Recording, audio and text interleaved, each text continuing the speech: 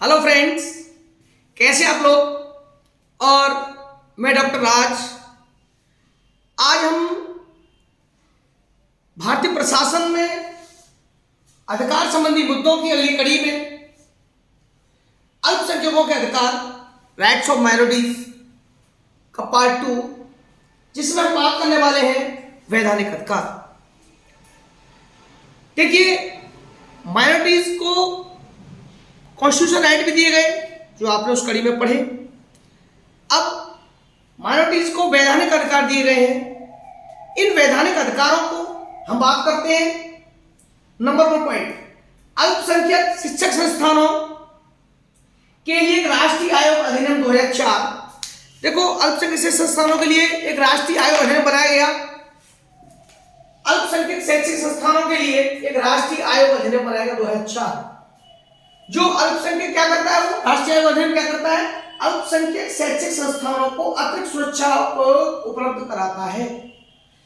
Extra सुरक्षा के उपाय शिक्षक संस्थानों को राष्ट्रीय आयोग गठित किया गया 2004 में।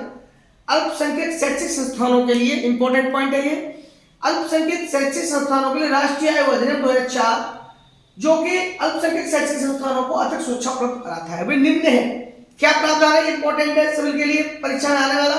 नंबर 1, अल्पसंख्यक शैक्षिक संस्थानों के लिए एक राष्ट्रीय आयोग का गठन। क्वेश्चन इंपॉर्टेंट है, ये मुद्दा बड़ा ज्वलंत रहा है। सीए के विरोध और ये दुनिया की आए दिन झगड़े और ये, तो अल्पसंख्यकों के लिए ये मुद्दा आपके लिए इंपॉर्टेंट है सिविल की परीक्षा में कि अल्पसंख्यक शैक्षिक संस्थाओं के लिए राष्ट्रीय आयोग का गठन। पहला पॉइंट क्या है, अल्पसंख्यक शैक्षिक संस्थाओं के लिए एक राष्ट्रीय आयोग का गठन। राष्ट्रीय गठन होगा 2004 में हुआ। नंबर 2, राष्ट्रीय गठन हो सकता है, हो गया। एक अल्पसंख्यक शैक्षिक संस्थान स्थापित करने का अधिकार, मतलब अल्पसंख्यकों को शैक्षिक संस्थान स्थापित करने का अधिकार दिया गया है। क्लियर, ये संवैधानिक अधिकार भी है। भाई पढ़ा हमने, अपनी पसंद के किसी भी विश्वविद्यालय के साथ संबंध होने का एक अल्पसंख्यक शैक्षिक संस्थान का अधिकार। अपने पसंद का कोई भी शिक्षक संस्थान हो, विश्वविद्यालय से संबंध अटैच किया जा सकता है। तो ये है 3 बातें इसमें दी है, ठीक है, वैधानिक अधिकारों में। नंबर 2 पॉइंट, वक्फ अधिनियम। वक्फ अधिनियम 1995, पूर्ववर्ती वक्फ अधिनियम 1954। ये पहला वक्फ अधिनियम 1954 का था, इसको चेंज करके 1995 का वक्फ अधिनियम आया। देश में वक्फ संपत्तियों की सुरक्षा, वक्फ संपत्तियों की सुरक्षा को सुनिश्चित करने के लिए बनाया गया था। वक्फ बोर्ड बनाए हुए हैं, तो वक्फ संपत्तियों को सुरक्षित करने के लिए तो ये अधिनियम आया जिसमें वक्फ बोर्ड को सुरक्षित करना। उसमें क्या था, यह अधिनियम देश में वक्फों के समुचित प्रशासन, वक्फ बोर्ड जो होते हैं उनका एडमिनिस्ट्रेशन, राज्य वक्फ बोर्ड के कार्य संचालन से जुड़ी सभी मुद्दों पर भारत सरकार को परामर्श देने हेतु एक केंद्रीय वक्फ परिषद का गठन का प्रावधान करता है। यानी इसके तहत, अधिनियम के तहत 1995 के तहत ये क्या करते हैं, केंद्रीय वक्फ परिषद का गठन किया जाता है। केंद्रीय वक्फ परिषद का गठन का प्रावधान करता है। अब ये आ जाता है वक्फ अधिनियम कब आया, 1995 नया, पुराना पूर्ववर्ती 1954 का स्थान 95 ने ले लिया। ठीक है, इसमें क्या किया गया कि वक्फों के प्रशासन, बोर्ड और कार्य संचालन से जुड़े सभी मुद्दों पर एक केंद्रीय वक्फ परिषद का गठन का प्रावधान किया गया है। अल्पसंख्यकों के लिए राष्ट्रीय आयोग अधिनियम। नंबर 3 पॉइंट, अल्पसंख्यकों के लिए राष्ट्रीय आयोग अधिनियम। ये आयोग अधिनियम 1992 द्वारा 1978 में गठित अल्पसंख्यक आयोग को वैधानिक दर्जा दिया गया।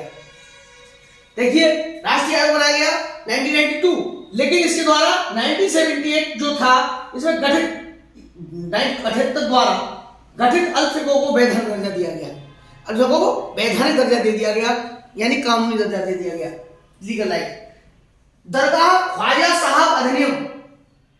दरगाह, जो दरगाह होती है उनमें 1992 दरगाह के समुचित प्रशासन प्रबंध के लिए प्रावधान करता है। जो दरगाह होती है उनके लिए समुचित प्रबंध प्रावधान कर सकते हैं, इसमें कोई आपको कोई हस्तक्षेप नहीं कर सकता।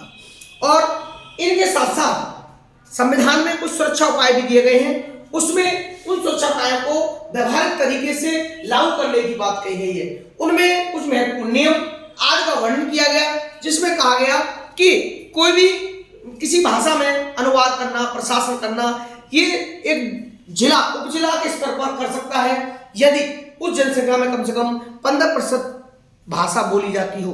यानी अगर वहां के जिले में 15% भाषा अगर बोली जाती है, इसके अलग सुरक्षा उपाय बता रहा हूं मैं आपको।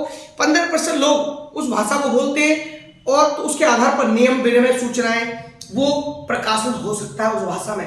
मान के चलिए कोई भी जिला, उस जिले में हिंदी भाषा ज्यादा बोली जाती है या तेलुगु बोली जाती है, लेकिन वहां उर्दू भी बोली जाती है, 15% लोग हैं, तो उस भाषा के आधार पर उनका जो विनियमन प्रकाशन होता है जो गवर्नमेंट के आर्टिकल्स वगैरह का, वो इंग्लिश तो उसकी जगह उर्दू में भी हो सकता है। ये उप जिला स्तर पर किया जा सकता है। एक और बात आपको बताऊं, जिला स्तर पर जो अल्पसंख्यक भाषाओं में जो उपजिले होते हैं उनमें द्वितीय भाषा घोषित किया जा सकता है।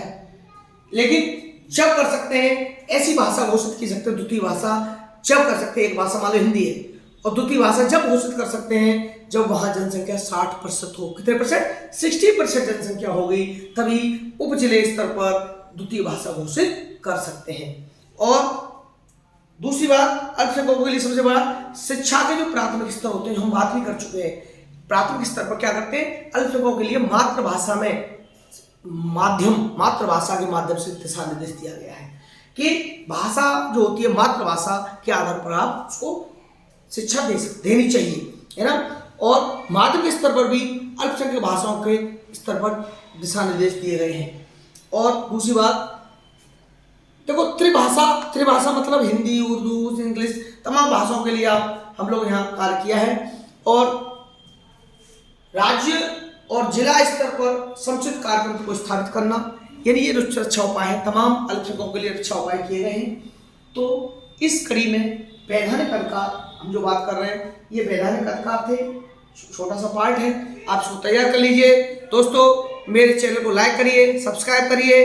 अगली कड़ी में हम पढ़ेंगे विकलांगों के अधिकार या सो ऑन, तमाम वृद्धों के अधिकार, कुछ अधिकार हमारे पार्ट हैं, हम क्रम से इस कड़ी में चलते रहेंगे। आप हमें बस इस तरह से अपना साथ देते रहिए। थैंक यू दोस्तों।